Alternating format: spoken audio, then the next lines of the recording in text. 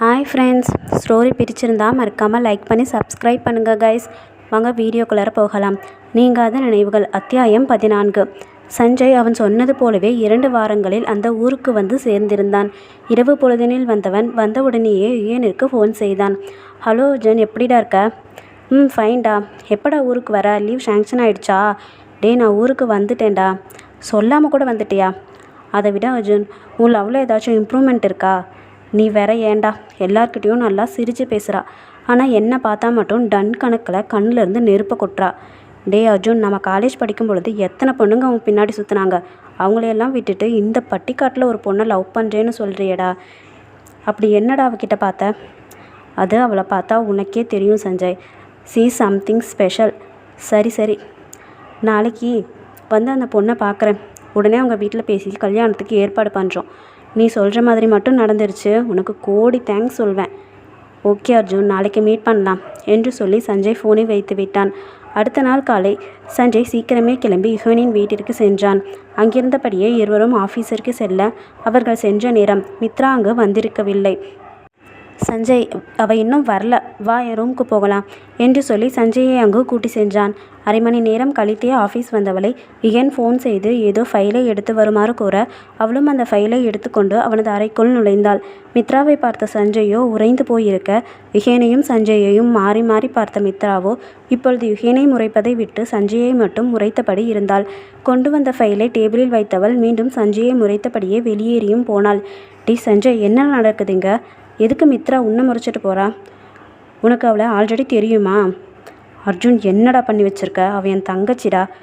என்ன? வாட், தங்கச்சியா? என்ன சஞ்சய் சொல்கிற? அவளுக்கு பாட்டி மட்டும்தான் இருக்கிறதா என்கிட்ட சொல்லியிருக்காளே. ஷெட்டப் அர்ஜுன்.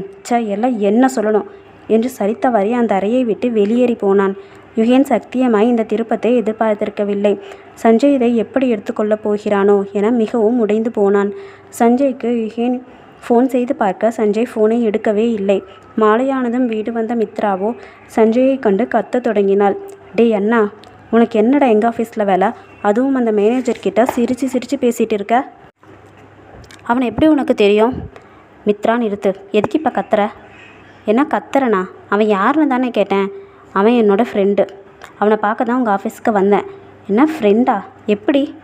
அது எப்படியோ, உனக்கு என்ன? போய் வேலையை பாரு என்று சலித்தபடியே அவளும் சென்று விட்டாள். அன்று இரவு சஞ்சயின் அரைக்கதவை தட்டிய மித்ரா அவன் கதவை திறக்கவும், அண்ணாவா சாப்பிடலாம் என்று கூப்பிட்டாள். இல்லைம்மா, எனக்கு பசிக்கலை, நீ போய் சாப்பிடு. உனக்கு பிடிச்ச சிக்கன் கிரேவி செஞ்சு வச்சுருக்கேன், ஒழுங்காக வந்து சாப்பிடு. ஒரு வாட்டி சொன்னால் உனக்கு புரியாது, போய் தொலை என்று அவன் கத்தவும் அவள் அசையாமல் அவன் முகம் பார்த்தபடி அப்படியே நின்றாள். அண்ணா, என்னாச்சு? ஏன் ஒரு மாதிரியாக இருக்க? ஏதாச்சும் பிரச்சனையா?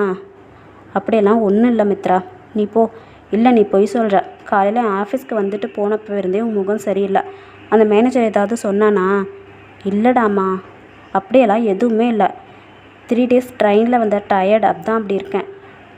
வேலைக்கு போயிட்டு வந்ததும் உனக்காக தானே சமைச்சி வச்சேன். ப்ளீஸ் வா, நான் சாப்பிட்லாம். நீ சாப்பிடாட்டி நானும் சாப்பிட மாட்டேன்.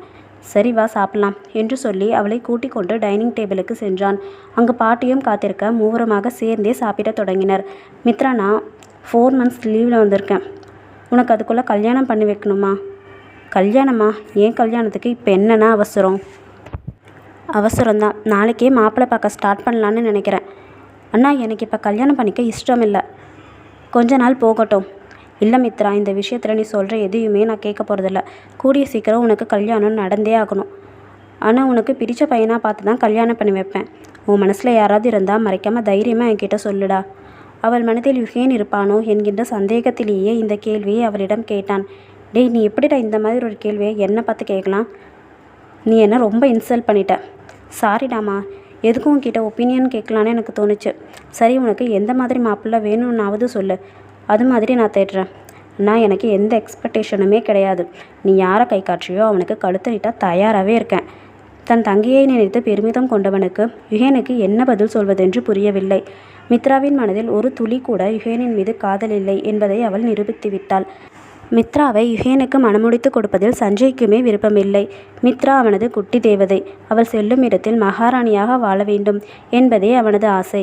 யுகேனை திருமணம் செய்தால் அவனுக்கு இருக்கும் வசதிக்கு அவனுக்கு மித்ராவின் அருமை புரியாமல் கூட போகலாம். அவனிடமிருக்கும் அதிகப்படியான பணம் தன் தங்கைக்கு நிச்சயமாய் நிம்மதியான சந்தோஷமான வாழ்வை தராது என்று மட்டுமே யோசித்தவன் யுகேன் மித்ராவின் மீது வைத்திருக்கும் உயிர்காதலை உணர தவறி போனான். 2 நாட்கள் கழிந்திருந்த நிலையில் யுகேன் மித்ராவை அவனது அறைக்கு வருமாறு அழைத்தான். வந்தவளோ, என்ன சார் என்று கேட்க, எதுக்கு 3 மணிக்கு பெர்மிஷன் கேட்டு லெட்டர் கொடுத்துருக்க? சார், வீட்டில் கொஞ்சம் வேலை இருக்குது. அப்போ இங்கே இருக்க வேலையை யார் பாப்பா? இன்றைக்கி மந்த் எண்ட், ஸ்டாக் செக் பண்ணணுன்னு உனக்கு தெரியாதா? அவனை கண்டமேனிக்கு முறைத்தவள், ஏன் இந்த ஆஃபீஸில் வேறு யாருமே இல்லையா? ஸ்டாக் செக் பண்ண என்னை மட்டும்தான் கூட்டிகிட்டு போகணுமா என்ன? அதெல்லாம் எனக்கு தெரியாது, நீ தான் வரணும். சார், எனக்கு வீட்டில் வேலை இருக்குன்னு நான் ஆல்ரெடி சொல்லிட்டேன். அப்படி என்னம்மா உனக்கு முக்கியமான வேலை?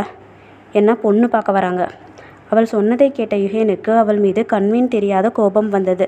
ஏய், என்னை பார்த்தா உங்களுக்கு எப்படி தெரியுது? அண்ணனும் தங்கச்சியும் சேர்ந்து விளையாடுறீங்களா? சார், என்ன சொல்கிறீங்க? நாங்கள் எதுக்கு உங்களோட விளையாட போகிறோம்? ஏய், நடிக்காதடி. நான் உன்னை லவ் பண்ணுறேன்னு தெரிஞ்சும் நீ எப்படி வேற ஒருத்தனை கல்யாணம் பண்ணிக்க சம்மதிக்கலாம்?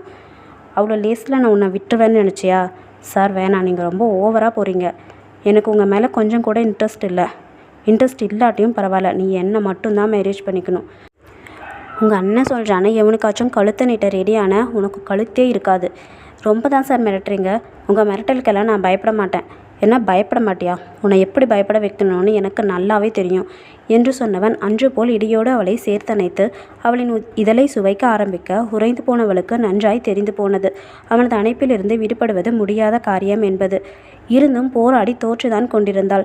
வெகு நேரம் கழித்தும் அவள் உதடுகளை மட்டுமே விடுவித்தவன் அவளது இடியை இன்னும் விடாமல் இருக்க கோபமாய் அவள் ஏதோ பேச வரும் முன் மீண்டும் அவள் இதழ்களை பற்றினான். மீண்டும் மீண்டும் இதழ்களை நாட மித்ராவோ அவனை தடுக்க முடியாமல் ஓய்ந்து போனாள்.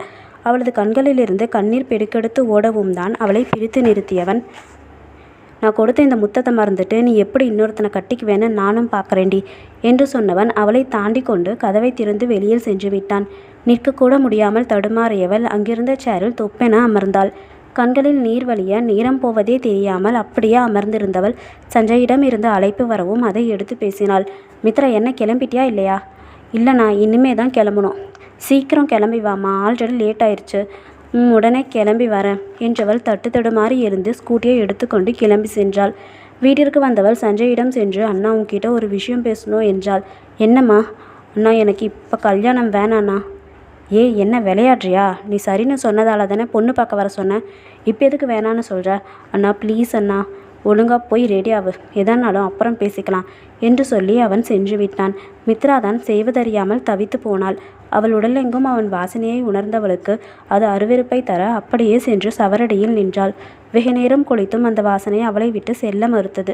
சஞ்சய்க்கோ சிவந்திருந்த அவள் முகமும் கலங்கியிருந்த அவள் கண்களும் ஏதோ தவறு என்பதை சொல்ல, முதலில் இந்த பெண் பார்க்கும் படலம் முடியட்டும், பிறகு அவரிடம் பேசிக்கொள்ளலாம் என்று நினைத்தான். அழகாய் பட்டுப்புடவை உடுத்தி தலை நிறைய மல்லிகைப்பூ வைத்து எழிலோவியவாய் நின்றவளை மாப்பிள்ளை வீட்டார் பிடிக்கவில்லை என்று சொன்னால்தான் ஆச்சரியம். அடுத்த மாதமே நிச்சயம், அதற்கு அடுத்த மாதம் திருமணம் என முடிவு செய்யப்பட்டதில் மித்ரா துடித்து போனாள். எப்படி சஞ்சயிடம் தன் நிலைமையை எடுத்து சொல்வதென்று அவளுக்கு புரியவில்லை. மாப்பிள்ளை வீட்டார் கிளம்பவும் வெளியில் சென்ற சஞ்சய் இரவான பிறகே மீண்டும் வீடு திரும்பினான். அப்பொழுதுதான் அவனுக்கு தங்கையின் கலங்கிய முகம் ஞாபகத்திற்கு வந்ததும் பாட்டி சாப்பிட அழைக்க, மித்ரா எங்க பாட்டி? சாப்பிட்டாளா என்று கேட்டான். அவன் எதுவும் வேணான்னு சொல்லிட்டு தூங்க போயிட்டாடா. ஏன்? இரு, நான் போய் கூட்டிட்டு வரேன் என்று சொன்னவன் அவளது அறைக்கு சென்றான். அறை இருட்டில் மூழ்கி இருக்க லைட்டை போட கட்டிலில் மித்ரா குப்பிர கவிழ்ந்தபடி தேம்பி தேம்பி அழுது கொண்டிருந்தாள். வெளிச்சம் வந்ததும் தலையை நிமிர்த்தி பார்த்தவள் சஞ்சயை கண்டதும் ஓடி வந்து அவன் நெஞ்சில் சாய்ந்து அழத் தொடங்கினாள். அவள் முகத்தை தூக்கியவன், மித்ரா என்னாச்சுமா என்று கேட்டான். அண்ணா, அந்த பொறுக்கி ரஸ்கல் என்கிட்ட இன்னைக்கு ரொம்ப தப்பாக நடந்துக்கிட்டானா. மித்ரா, என்ன சொல்கிற? யாரை சொல்கிற? அந்த மேனேஜர் தான்ண்ணா என்கிட்ட தப்பாக நடந்துக்கிட்டதும் இல்லாமல் இந்த கல்யாணத்தை நடத்த விட மாட்டேன்னு சொல்லி சவால் விடுறானா. நீ யாரை சொல்கிற? அர்ஜுனையா? ஆமாண்ணா, அவன்தான் என்று கதறிக்கொண்டு அழுதாள். சஞ்சயால் இதை சுத்தமாக நம்ப முடியவில்லை. விஜயனை பற்றி அவனுக்கு நன்றாகவே தெரியும். அவன் ஒரு பெண்ணிடம், அதுவும் தன் தங்கையிடமே தவறாக நடந்து கொள்வானா? மித்ராலும் அழுகையே அது உண்மை என பறைசாற்ற யுகேன் மீது கட்டுக்கடங்காத கோபத்துடன் கிளம்பி அவனது வீட்டிற்கு சென்றான். யுகேன் அப்பொழுது டிவி பார்த்து கொண்டிருக்க வேகமாக அவன் வீட்டினுள் நுழைந்தவன் அவன் சட்டை காலரை கெட்டியாக பிடித்து அவனை எழுப்பி கோபம் குறையும் மட்டும் அவன் கன்னத்தில் அறைந்தான். எதுவும் பேசாமல் சஞ்சய் அடித்த அனைத்து அடியையும் வாங்கி கொண்டு கல்லென யுகேன் நின்றிருந்தான். டே, நீ இப்படி பண்ணுவான்னு நான் என் கனவுல கூட நினச்சதில்லடா. ஏன்டா இப்படி பண்ண? சஞ்சயின் கையை தனது காலரிலிருந்து எடுத்தவாறே, சஞ்சய், நான் தான் மித்ராவை லவ் பண்ணுறேன்னு உன்கிட்ட சொன்னேன் இல்லடா, அப்புறம் எதுக்குடா அவளுக்கு அவசரமாக கல்யாணத்துக்கு ஏற்பாடு பண்ணுற? உன் தங்கச்சி எனக்கு கல்யாணம் பண்ணி தர மாட்டியா சஞ்சய் என்று நெஞ்சுருக அவனிடம் கேட்டான். ஒரு பெருமூச்சை வெளியேற்றிய சஞ்சயோ, அர்ஜுன் அவள் உனக்கு செட் ஆக மாட்டா. அவள் ரொம்ப ஸ்ட்ரெயிட் ஃபார்வர்ட். தப்புன்னு தெரிஞ்சால் உயிரே போனாலும் அந்த காரியத்தை செய்ய மாட்டா. எதுக்கு எடுத்தாலும் சட்டுன்னு கோவம் வந்துடும். அவள் உனக்கு வேண்டாண்டா அர்ஜுன். உன் ஸ்டேட்டஸுக்கு ஏற்ற பொண்ணாக கல்யாணம் பண்ணிக்கோ. சஞ்சய், நான் மித்ரா கிட்ட எதை பார்த்து இம்ப்ரெஸ் ஆனேனோ அதையே காரணமாக சொல்லி என்னை அவளை விட்டுட்டு போக சொல்கிறடா. I can't. மித்ராவை எனக்கு கல்யாணம் பண்ணி தரதில் உனக்கு என்னடா பிரச்சனை?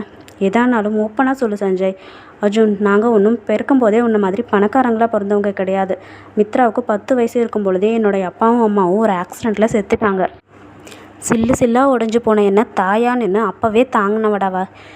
அப்பயே அவகிட்ட அவ்வளோ மெச்சூரிட்டி இருந்ததுடா. எல்லோருக்கும் ஈஸியாக கிடைக்கிற பல விஷயங்கள் எங்களுக்கு பல போராட்டங்களுக்கு அப்புறம் தான் கிடச்சிருக்கு. அவள் பார்க்குறதுக்கு சந்தோஷமாக இருக்க மாதிரி தான் தெரியும். ஆனால் உண்மையில் அப்படி இல்லைடா. வாழ்க்கையில் ரொம்ப கஷ்டப்பட்டு அடிபட்டிருக்கா. கல்யாணத்துக்கு அப்புறமாச்சும் அவள் சந்தோஷமான நிம்மதியான ஒரு வாழ்க்கையை வாழணும். அதுக்காக நான் என்ன வேணால் செய்வேன் அர்ஜுன். சஞ்சய், நான் மித்ராவை பத்திரமா பார்த்துப்பேன்டா. இல்லை அர்ஜுன், அது உன்னால் முடியாது. அவளோட ஃபீலிங்ஸ் எல்லாம் உனக்கு புரியாது. உன்ன மாதிரி பணக்கார வீட்டில் வாழ்ந்தால் அது அவளுக்கு சந்தோஷத்தை கொடுக்குமான்னு எனக்கு தெரியலடா. அது மட்டும் இல்லாமல் உன்னை சுற்றி நிறைய பிரச்சனை இருக்குதானே. நீ ஏன் இங்கே வந்து ஒழிஞ்சிருக்க? நீ எப்படிடா அவளை பார்த்துப்ப? ப்ளீஸ்டா அர்ஜுன், நீ எது வேணால் கேளு. உனக்காக என் உயிரை கூட கொடுப்பேன். பட் மித்ராவை என்னால் கண்டிப்பாக உனக்கு கொடுக்க முடியாது. அவள் லைஃப் எனக்கு ரொம்ப முக்கியம். நீ என்னையும் என் ஃப்ரெண்ட்ஷிப்பையும் மதித்தது உண்மைனா இனிமேல் அவளை டிஸ்டர்ப் பண்ணாத அர்ஜுன். பாவண்டா அவள். நீ ரொம்ப அவளை காயப்படுத்திட்ட. மித்ரா இப்படி அழுந்து நான் பார்த்ததே இல்லை. எப்படி இதிலேருந்து அவளை வெளியே கொண்டு வர போகிறேன்னு எனக்கு தெரியல அர்ஜுன். சாரி சஞ்சய். மித்ராவை கல்யாணம் பண்ணிக்க எனக்கு தகுதி இல்லைன்னு தானே நினைக்கிற? பரவாயில்லடா, நான் நீ சொல்கிற எல்லாத்தையும் ஏற்றுக்கிறேன். இனிமேல் கண்டிப்பாக மித்ராவை டிஸ்டர்ப் பண்ண மாட்டேன். நான் சாரி சொன்னேன்னு அவகிட்ட சொல்லிடு. ரொம்ப தேங்க்ஸ் அர்ஜுன் என்று சஞ்சய் விடுபட்டு செல்ல இஹேனுக்கு இதயமெங்கும் வலி பரவியது. மித்ராவை நினைத்து உள்ளுக்குள் உடைந்து போனான். ஓகே ஃப்ரெண்ட்ஸ், ஸ்டோரி எப்படி போகுதுன்னு கமெண்ட்டில் சொல்லுங்கள். லைக் பண்ணி சப்ஸ்கிரைப் பண்ணுங்கள் செல்லக்குட்டீஸ். பாய்.